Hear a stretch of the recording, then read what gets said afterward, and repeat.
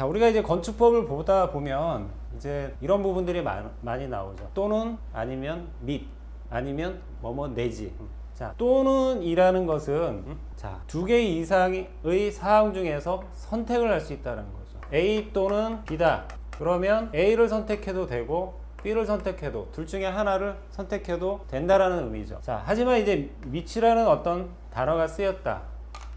이런 문구가 있다면 이때는 선택이 아니라 A하고 B 두 가지가 다 필요하다는 거죠. 자, 또는 및 이렇게 되면 우리가 어느 정도 일상적으로 통용될 때 그 의미하고 매치가 되죠.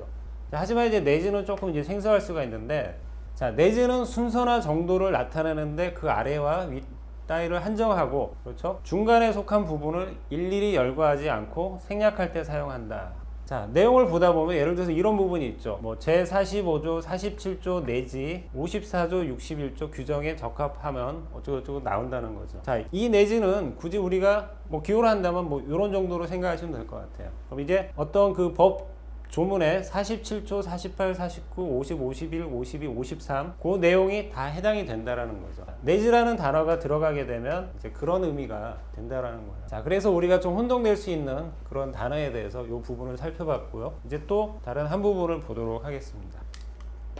자, 앞부분에서 이제 언급이 됐던 부분인데요. 자, 이상, 이하, 초과, 미만. 자, 이 부분은 여러분이 좀 일반적으로 알고 있는 부분인데, 뭐 다시 한번 정리되어 있는 걸 보면은 이상 이하는 그 기준점을 포함한다는 거죠. 그렇죠? 아까 300제곱미터 이상이다 그러면 300이라는 숫자 기준점을 포함을 한다는 거죠. 300 이하도 마찬가지고요. 그보다 많거나 적음을 표시한다. 자, 하지만 초과 미만은 기준점을 포함하지 않고, 그렇죠? 300이라는 숫자를 빼고 그 위거나 아니면 그 밑이 된다는 거죠. 그보다 많거나 적음을 표시한다.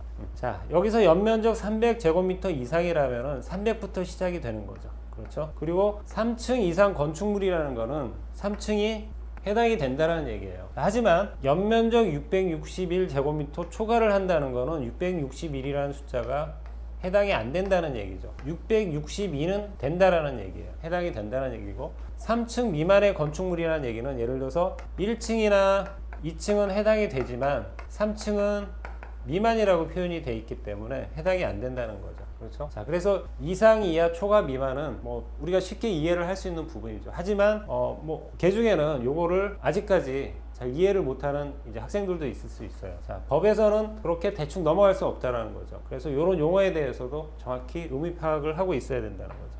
자, 다음은 이전, 이후 요 부분에 대해서 한번 보죠. 자, 우리는 이제 일상 용어에서 이전이나 전이나 뭐 비슷하게 파악을 하고 있죠. 하지만 법에서는 마찬가지로 아까 이상, 이하나 초과, 미만처럼 이전하고 전이라는 용어하고 이후하고 후라는 용어가 다르다는 얘기죠. 자, 이 부분은 보통 우리가 어떤 시간을 가지고 얘기를 하는 거죠. 그렇죠? 그 시점을 가지고 얘기하는 거죠. 자, 이전, 이후는 기준 시점을 포함한다는 거죠. 아까 뭐 숫자로 따지면은 뭐 1시 이전이다 그러면 1시를 포함한다는 거예요. 그렇죠? 자, 전후는 기준 시점을 포함하지 않는다는 거예요. 1시 전 그러면 1시라는 거는 해당이 안 된다는 거죠. 1시 이전은 1시가 포함이 되는 거고요.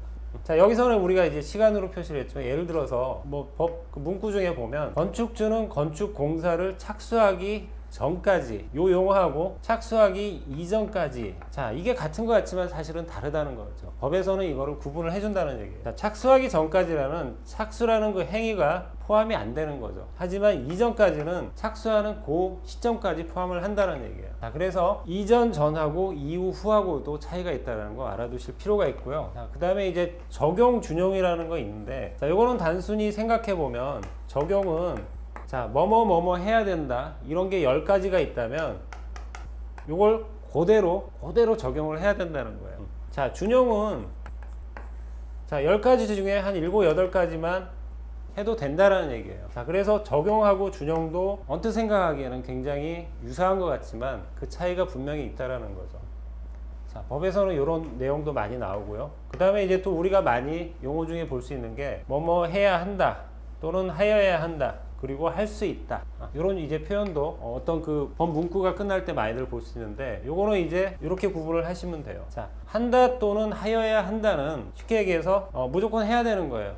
그냥 한다라고 보시면 돼요. 요거는. 자, 하지만 할 수 있다는 해도 되고 안 해도 된다는 의미예요. 그러니까 뭐 선택이 되는 거죠. 요거는 이제 필수가 되는 거고, 그렇죠? 요거는 이제 내가 선택해서 해도 되고 안 해도 된다는 거죠. 안 했다고 크게 문제가 되는 것도 아니라는 거죠. 자, 그래서 이런 용어에 대해서 우리가 이제 종종 보게 될 텐데, 뭐 평소에는 크게 신경을 안 쓰다가 이제 결국은 이렇게 디테일하게 해석을 해야 되는 부분에서는 이런 용어의 차이에 따라서 그 해석 상황이 굉장히 많이 달라질 수 있어요.